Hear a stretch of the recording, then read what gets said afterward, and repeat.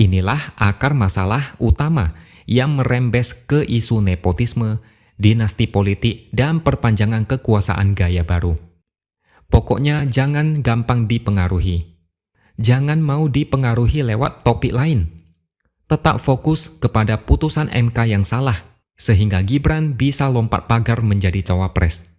Ini proses yang dianggap banyak orang tidak fair, dan para pendukung mereka berusaha menutupi itu semua.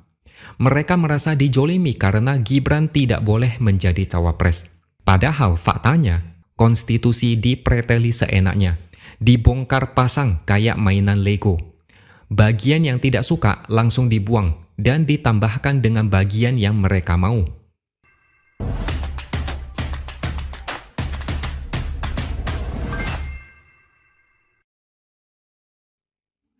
Halo, bertemu lagi dengan saya, X Hardy di Opini Seward.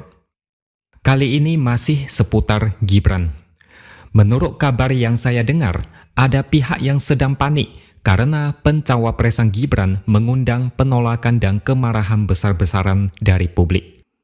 Memang bukan dalam bentuk demo turun ke jalan, tapi dalam bentuk protes massal di media dan media sosial.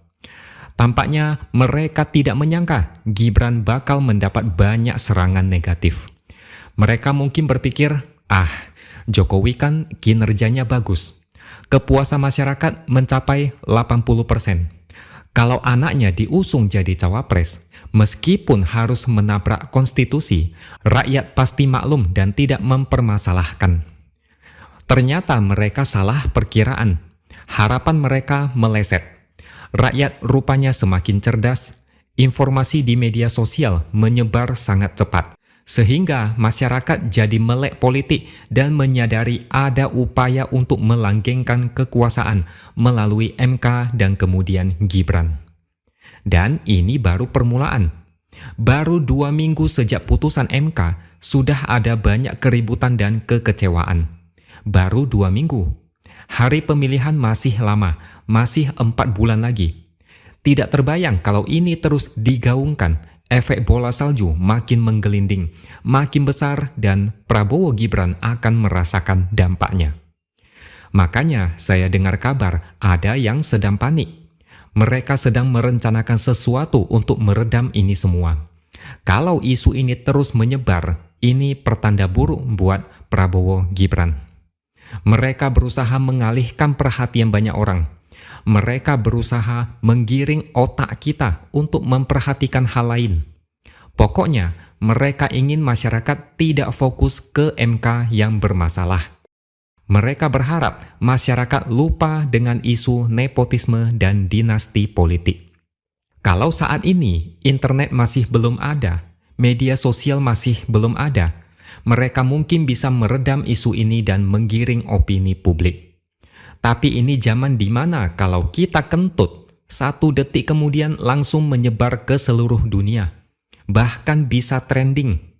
Tidak ada yang bisa menyembunyikan apapun di media sosial. Semuanya akan terbongkar dan dikorek habis-habisan. Rekam jejak akan dikuliti habis-habisan. Contohnya, lihat saja baru-baru ini, Fadly John dan Fahri Hamzah saat ini sedang dihajar habis-habisan karena sekarang mendukung Prabowo Gibran. Padahal, menurut rekam jejak masa lalu mereka menentang politik dinasti. Begitu juga dengan beberapa kader partai yang dulu menentang politik dinasti, sekarang malah mendukung. Lain dulu, lain sekarang. Tanpa media sosial, kemunafikan ini susah dibongkar. Intinya, ada semacam gerakan atau strategi untuk mengamankan Gibran dari isu anak emas yang diistimewakan oleh MK. Solusi yang mereka pakai, sejauh pengamatan saya adalah mereka mengambil sudut pandang hak Gibran sebagai warga negara untuk ikut Pilpres. Mereka tanya, kenapa Gibran tidak boleh ikut Pilpres? Apakah karena Gibran masih muda, lantas tidak boleh mengabdi pada negara? Apakah karena anak presiden, lantas dia tidak boleh menjadi cawapres? Pertanyaan-pertanyaan seperti itu adalah pertanyaan konyol. Kenapa konyol? Karena bukan itu yang dipermasalahkan orang. Pertanyaan yang paling dikhawatirkan semua orang adalah kenapa MK seenaknya menambah aturan yang membuat Gibran langsung tancap gas menjadi cawapres? Apakah karena Gibran belum cukup umur, lantas aturan boleh ditambah seenaknya sehingga dia bisa lolos menjadi cawapres? Dan jujur saja, mereka tidak berani menjawab itu semua. Karena mereka tahu itu salah, tapi mereka memilih pura-pura tidak tahu. Makanya bisa dikatakan mereka ini sedang melakukan pembodohan publik supaya kejanggalan ini bisa dimaklumi. Yang paling lucu adalah Gibran dibandingkan dengan beberapa tokoh sejarah sebagai alasan Gibran layak jadi pemimpin di usia muda. Ketua Umum Golkar, Erlangga Hartarto, menyebut Gibran itu seperti Sultan Syahrir. Bagi yang tidak tahu siapa itu Sultan Syahrir, silakan tanya ke Google. Saya pinjam komentar sejarawan bernama J.J. Rizal yang agak kurang setuju Gibran disamakan dengan Sultan Syahrir.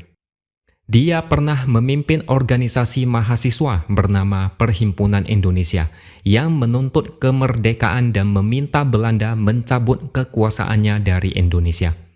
Sedangkan Gibran tidak pernah mengalami itu. Sultan Syahrir juga pernah dibuang di sebuah kamp konsentrasi ketika pulang dari Belanda ke tanah air.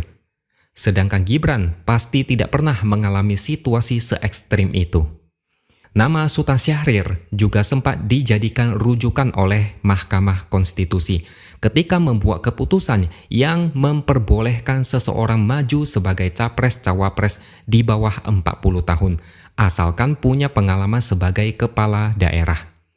Adik Prabowo bahkan membandingkan Gibran dengan Jenderal Sudirman yang diangkat jadi panglima besar di usia 30 tahun. Semua orang geleng-geleng kepala dan bertanya-tanya, kenapa kelompok sebelah makin lama makin kayak pelawak? Udah itu, lawakannya enggak lucu. Jenderal Sudirman dibandingkan dengan Gibran, ya jauh lah. Yang satu berjuang mengusir penjajah dengan mempertaruhkan nyawa, sedangkan yang satu lagi berjuang menjadi cawapres dengan cara instan tanpa berkeringat. Dia cuma duduk santai dan menunggu kabar baik dari Mahkamah Konstitusi yang di dalamnya ada sang paman.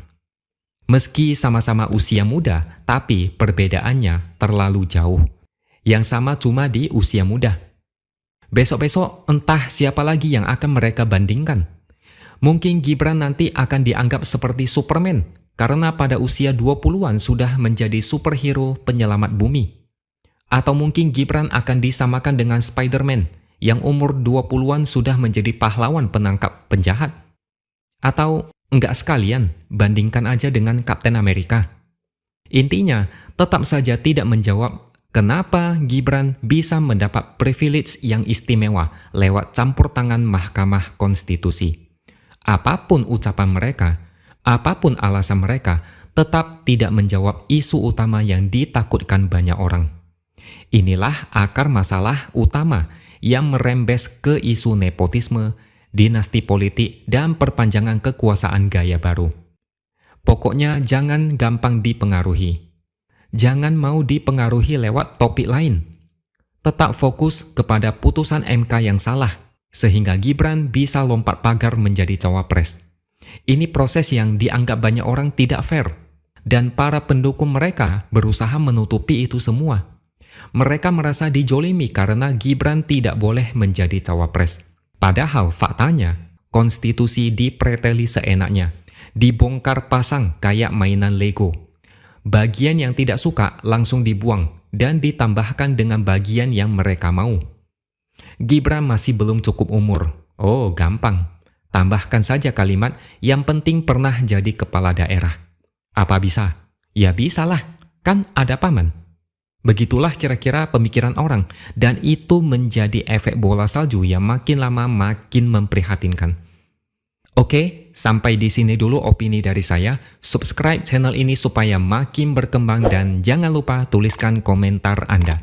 Terima kasih sudah menonton dan sampai jumpa lagi di lain kesempatan.